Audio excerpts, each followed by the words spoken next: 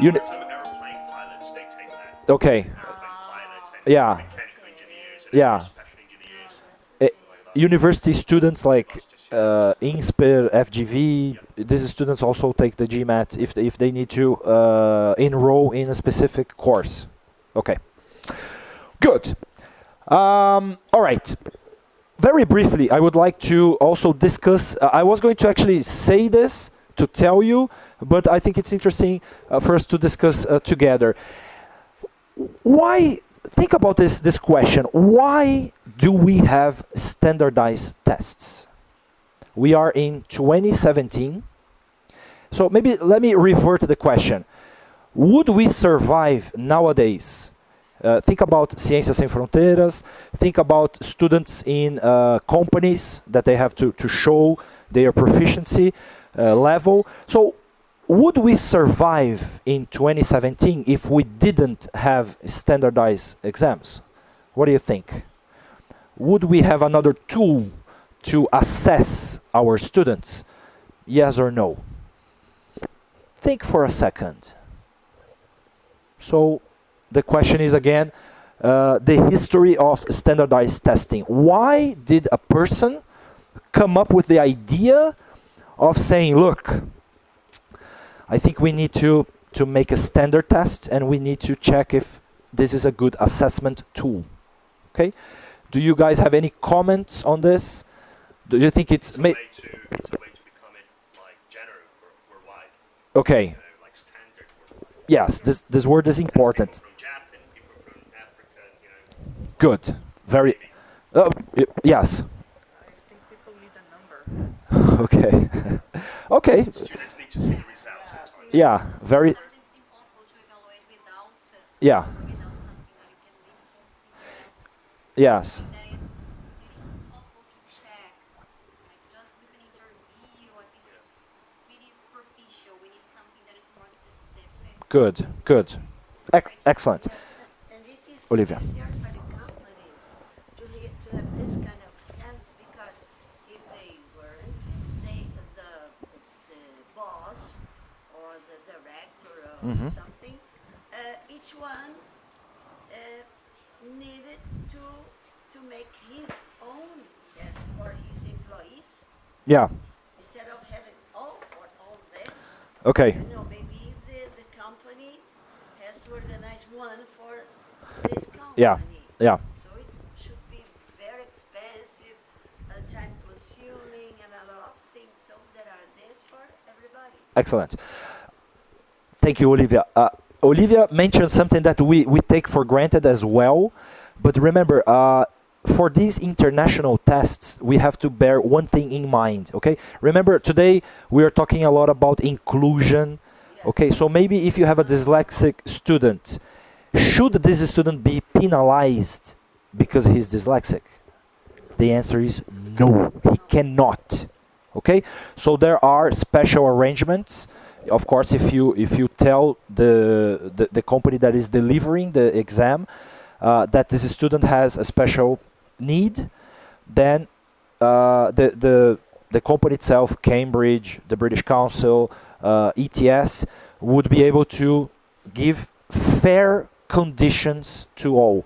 Okay, so again, I would like to emphasize this idea because it's very powerful. Okay, the idea of students have to be tested on the same grounds. Okay, I cannot benefit from a test or from a result because I don't have a specific disability. Okay, all right. This is very serious, and actually I can tell you a little bit about that because when I worked for the British Council, it was very important, and think about the word equal opportunity.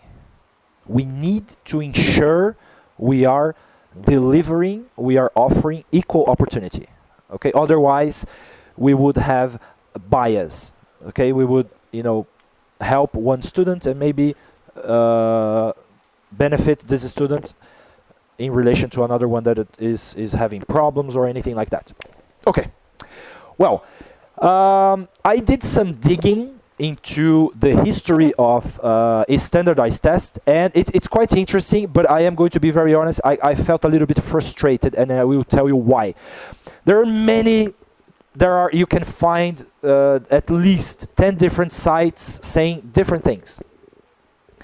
But overall, this is the most reliable piece of information that I found. Okay, right, a little bit before the World War I, teachers, the community, universities, they started getting a little bit worried about the questions that we were asking right now.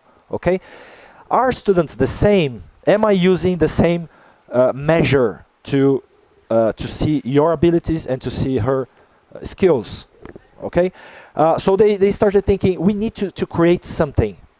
And then I'm going to jump, but one thing that is interesting that I found is universities were using, just as Olivia mentioned, many universities in the past, I'm saying, 100 years ago, they used to evaluate students just by talking to them.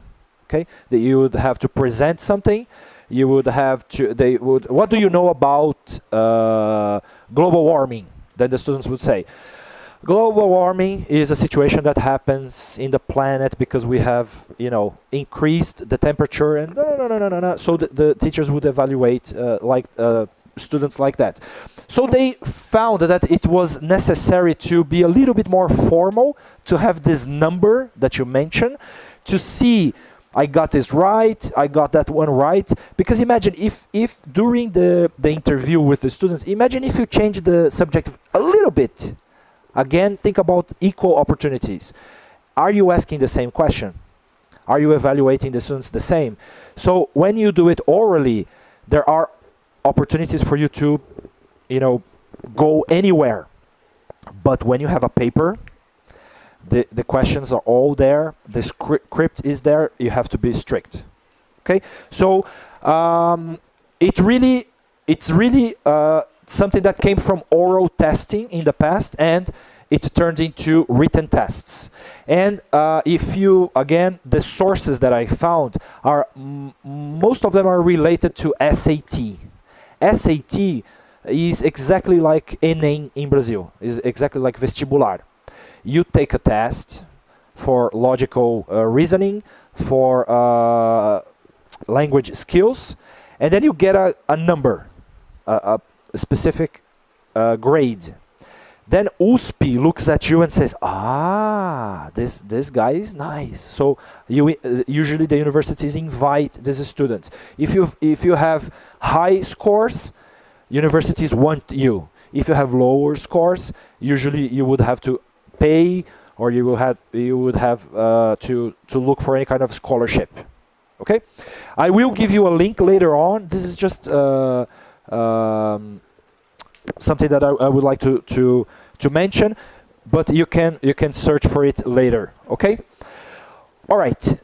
I'm gonna go through this a little bit quickly because we have some time and we have more activities to work on. Question. Yes.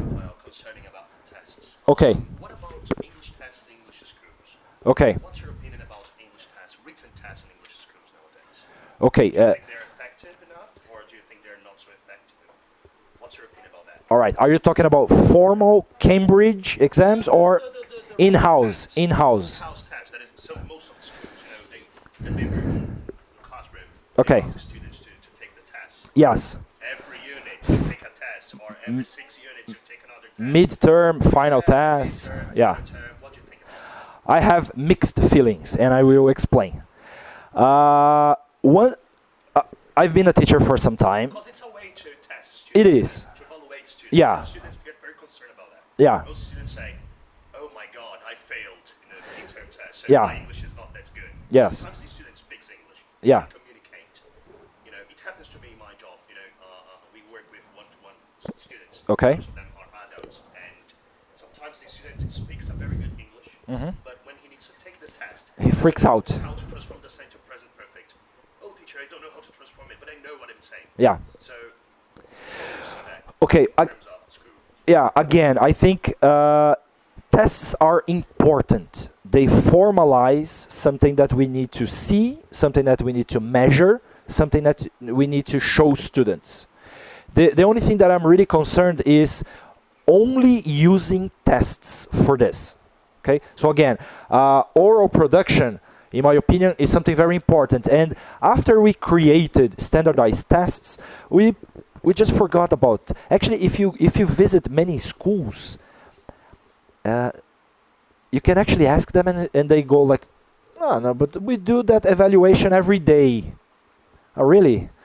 Can I see the grades of the students? And usually they don't have a record, okay? Or do you have speaking tests when you do your formal tests with your students? And so again, it's a gray area right there. I think, so just to summarize, tests are very important.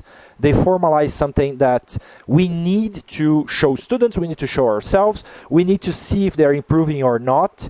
I am already talking about KPIs. I don't know if you have heard of this. KPI is what we call key performance indicators. How do you know if your group is improving or not? Can you actually measure a number? If they took the FCE in 1 year and they will take now the CAE the next year, can you actually see their evolution? Can you measure? You really, like using a ruler, can you know exactly how much they have developed? So I think standardized tests are very important because of this. I believe in them. I think they're important, but we live in the 21st century, and I cannot agree with only, giving them a piece of paper. And a piece of paper for me is not it doesn't represent 100% what they do. Maybe it represents, a little bit. So I would take into account homework, motivation, speaking skills, even maybe a very relaxed kind of testing. Maybe you take your students to a restaurant and they order food. If they feel relaxed, so I think again, role plays very. Exactly, I love that. I like that. Yeah, very. For the continuous performance tests. Yes. Performance evaluation, let's say. Exactly. I'm not a fan of just a piece of paper. Yeah, that's my. I have seen students that they don't speak in class. Never. Yeah. And in the day of the test, they take like 9. Yeah. 0 to 10, 9. Yes. I say, wow. The person memorized the rules and he applies the rules in a piece of paper. Exactly. Speak, interact with the other person. Exactly. I think this is. Again, I'm not going to criticize or anything like that, but I think everything in life has its positive side and the negative side, or some kind of counterbalance of what you are trying to achieve. Okay, standardized tests are very important. We need them, but I agree that nowadays we need something else. We need to think outside the box, and we need to think about new ideas. Okay. All right. I listed here very briefly the reasons why standardized tests are important to students, to us, to the institutions, and so on. I think professional development is something very important. If as I said, you will really know the difference between a FCE student and a CAE student when you bite them in that specific difficulty they have. Okay, sometimes it's very difficult to differentiate one student from another, and we as teachers, if we invest in our professional development, I think we are better able to teach students, we are better able to prepare them, we are better able to help them achieve their goals. Maybe it's a professional goal. Okay, I have received and have spoken to students that were desperate, like, Rafael, they implemented a new testing system. I have to take the TOEFL in a week, and I have to show them the result. What do I do? So we need to be prepared as teachers, invest in our professional development, and I think we transfer this knowledge to students. Okay. If you're interested in this, you can read later on, okay? But it's a little bit of management, key performance indicators, okay? But the question here is, how can you know from one semester to the other, from 1 year to the other, from even 1 week to the other, that your students are improving, okay? Are they the same? Are they improving? Are they improving by how much, okay? So I think standardized tests are one good example of a specific indicator that you will be able to show your coordinator, you will be able to show parents, and so on. Of course, it is a market demand. We are getting much more specialized. Remember, when I started teaching, we probably had very few tests. We just had like general English. We didn't even have these kind of separations. Okay. Nowadays we have business English, general English, academic English, you name it. We will talk about them. We have diagnostic tests. We have level tests, level placement tests, and so on. So we have different ways of approaching this. Okay. So I think it's a demand. Another interesting point is quality assurance. I don't want to promote, I mean, just to talk about, but why do you think big schools, no names to mention, why do you think big schools promote, tell parents, tell the market that they are delivering exams in their institutions? Okay, because maybe no, because of these two things together. Okay, there is a market demand. You can say my school offers this exam, and our rate is, I don't know, 80%, 90%, 100%. Imagine it is an example of quality assurance. It may be the best example of quality assurance. Okay. Standardization, of course, because students are going through the same process. Okay. Very briefly, I'm not going to spend a lot of time, but this is really the climax of my presentation today.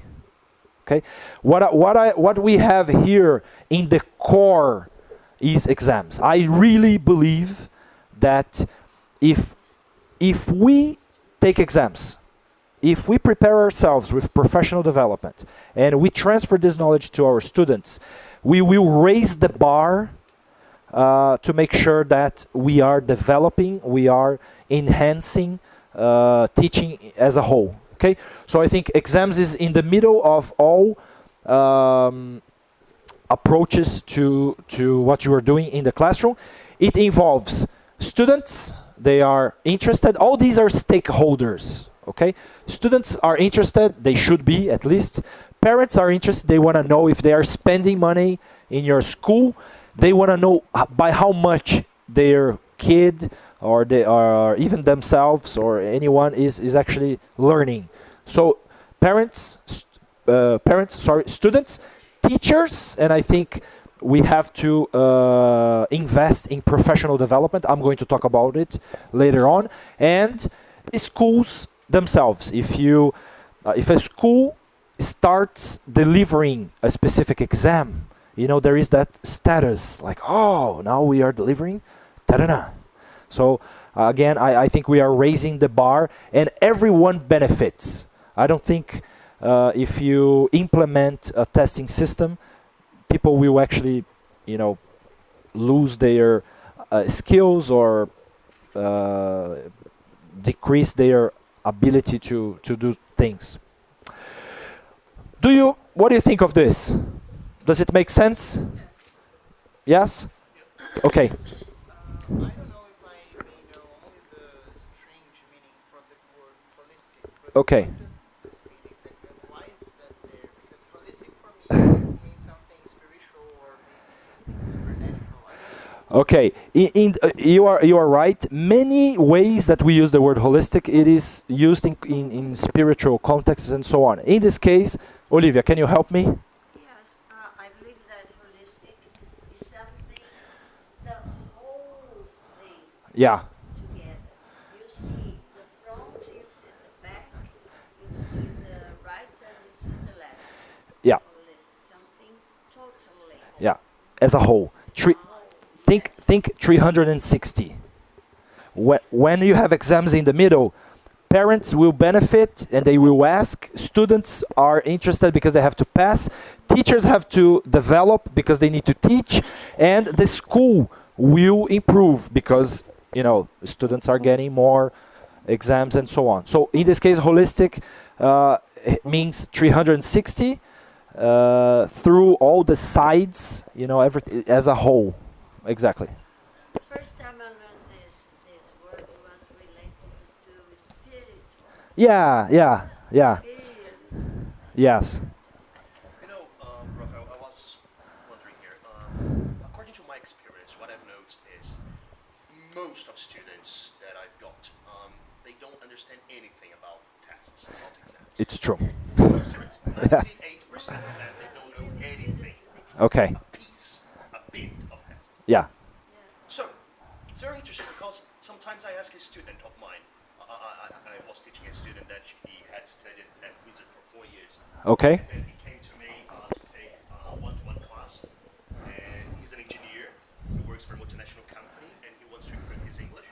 So I was teaching him and I used to talk to him about his development. I like to talk to students about their development. I like to talk to them, what do you think about your English now? What kind of difficulties do you have now? How can I help you overcome that?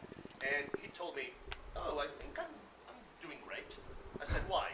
How do you have this feeling? How do you measure your feeling? How do you analyze yourself? He said, I can speak, I can talk, and I can understand. Yeah. That's it. I don't know if you have the same experience. They don't know how to evaluate their English. Yes. When I start talking to them about FC, CAE, I was talking to a couple that I teach on Saturdays about FC. They didn't know anything about FC, and I was explaining to them about FC. Yeah. I opened the website, the FC website. I read, the text with them, asked them to read. I watch it. I speaking test part of the YouTube exam. Excellent. Cambridge TV. Yes. The channel. Yes. And they were very surprised about this. They said, "Oh my God, I didn't know this existed." Does it exist? Oh, seriously, they said, Yeah. I didn't know. And it's very funny to see that my English is not in that level yet. So they thought their English was much over, but it's not. When they see the test, when they see the structure, when they see the language content, they see, my God, I need to study a lot to reach that level. And they don't know anything about exams. They just analyze their English by speaking and by building sentences. Very good. In terms of schools, if you analyze these schools like Cultura Inglesa, CNA, many of these famous brands, you see the same. The students are in the advanced level. Sometimes they are like, which level you are at Wizard? Oh, book 12. Advanced book Advanced 12. book 12. Yes. Okay, so how do you know if your English is good or not? The teacher tells me that I'm good. Because I got to book 12. Yeah, because I got to book 12. I don't know my English according to the world. I don't know how to compare my English to other students at the same level. Yeah. I totally agree. That's why, again, the name of this category is really standardized testing. Okay, it was necessary. It is important, and in my opinion, nowadays for language teaching, it might be the only way, the only real way that students are going to face themselves and are going to get out of their comfort zone. Yeah, that's it. Yeah. Like you said about the intermediate Plateau. Yeah. It's like the same thing that I feel in my students. Sometimes I've got a student that he speaks a good English. His English is like upper intermediate level. Yeah. To the CFR scale. Yes. His English is like B1, B1 plus, almost B2. Okay. I know his English like that, but he doesn't know. Yes. He said, I'm an advanced. I'm gonna say your English is not so much. You have to improve like this point, this point. But I'm telling them technically, according to the CFR, according to the exams, about to the score bands, and they don't know anything about that. So you need to explain from the zero. Yeah. I think this is the biggest challenge that we have as English teachers sometimes. Explain students about the exams and from the zero, like, from scratch. Yeah. From nothing. Yeah. I agree. I agree. I think this information should be more diffused. Yes. Around the schools and about students. It will, because we are gonna do it. Okay. Now, I'm gonna go through this part a little bit quickly because we have so much to cover. But what is available in the market in terms of exams? Okay, we have placement, academic, general training, or general English exams, professional exams, diagnostic tests. I mean, you basically you can name any kind of test, even in-house tests, course book tests. Yeah, exactly. There are extremely connected or yeah. Face to face. I use face to face. Okay. Classes. Okay. Face to face, there is a test, a progress test. Yes. Each unit. Okay. So the student takes 12 tests, written tests. But Okay. It's just a kind of continuous performance evaluation. Yeah. I analyze my students in another, like Mel said, holistic way. Okay. Conversation, participation, motivation, homework. Yes. Try to score students from that side. Beautiful. Keep on doing that. But some teachers don't. They just, okay, Yeah. your score is 50. Great. That's Great, it. this is perfect. Yeah. You know, Yeah, yeah. We again, I think the reason why I actually wrote this presentation was to discuss all these points and to try to see all the different views that we have on it. Okay. Well, very briefly, in the end, I think I'm going to dedicate more time. Okay, but I wanted to illustrate a little bit what we have available in the market. Okay, remember IELTS is International English Language Testing System. It was created more than 26 years ago. Okay, and there are there are actually more, but the most common tests that we have are the general English and the academic. If you're going to study abroad, you take the academic. If you're going to live abroad, you take the general training. Okay. The TOEFL IBT. IBT means internet-based, which means that students take the test with the computer, using a computer. They actually talk to a machine for the speaking. Some students freak out. They say, "What? I am speaking to a microphone." Yes. I don't want to scare your students, but you wouldn't believe what they do. They actually correct the speaking using artificial intelligence. Okay, they grade the students. They match to a native speaker to see if the graphs are the same. If the program has a question or says, this is not very clear, then a tutor or a person that corrects the test would go there and say, yes, I will validate this result. Or I will say, no, this has not been done very well. Okay, well, but we have, by the way, very quickly, IELTS, just coming back, IELTS is a partnership between Cambridge, IDP from Australia, and the British Council. Okay, so it is designed, it is delivered by these three companies. Cambridge writes the exams, and the British Council and IDP deliver the exam.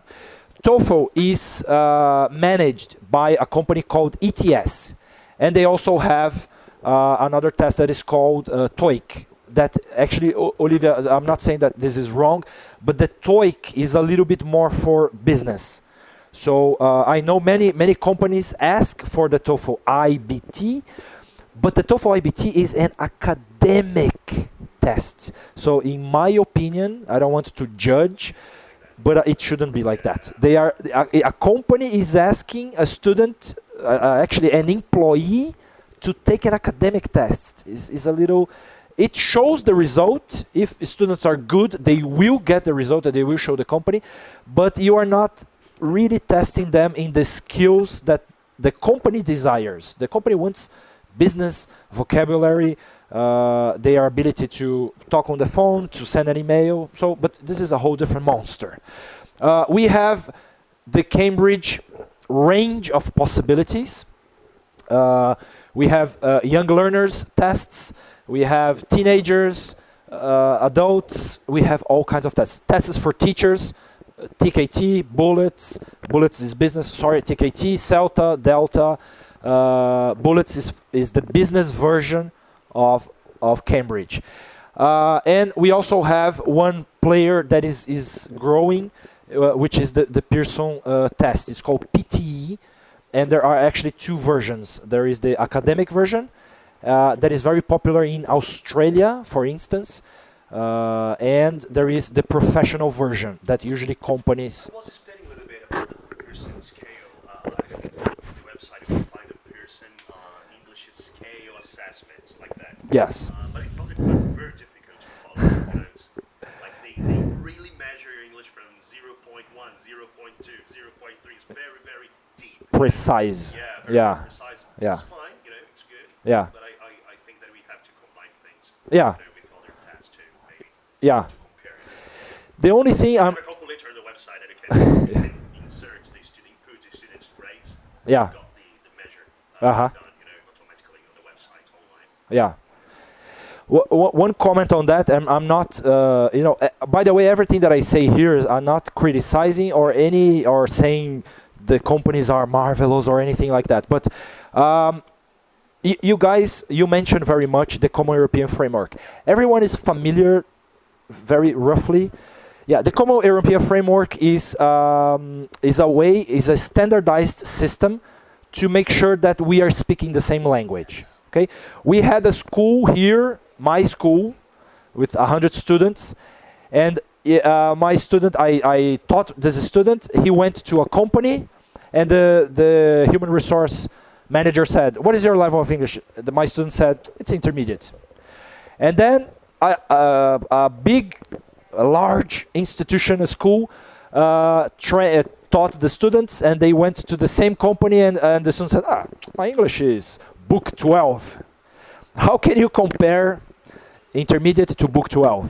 So it was necessary to create a scale that is the Common European Framework of Reference for Languages.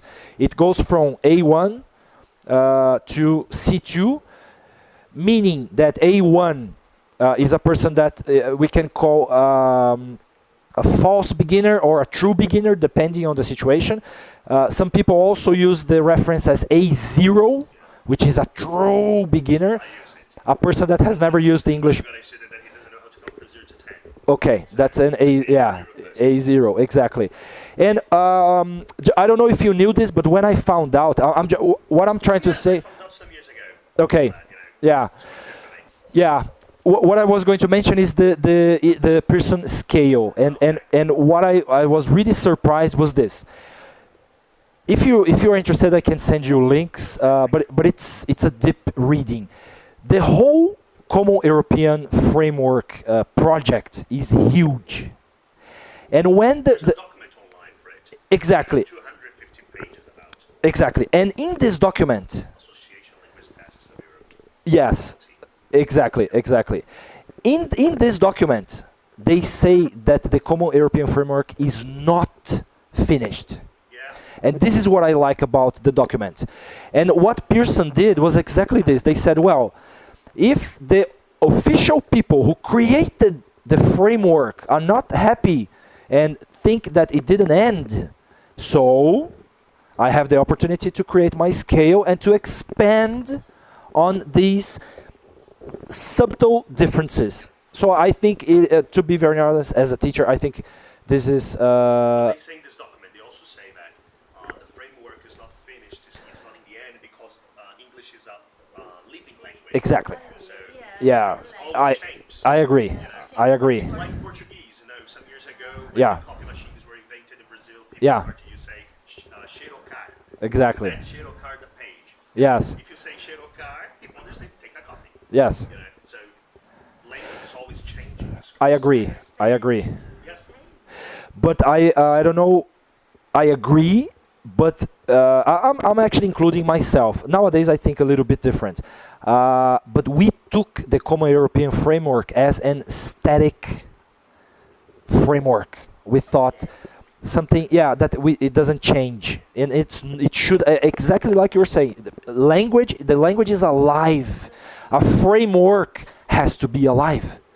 If we stop in time and we say, "Oh, this is the document I will use for the next 20 years," something will go wrong. So that's why, again, I like the Pearson scale of English, because they are taking into account how the language is changing, transforming, and so on. Okay. All right. Again, also quite quickly, I want to hear from you. Who is responsible for your own development? Who do you think? Is it the school? Is it yourself? Yeah? Your students are responsible for you.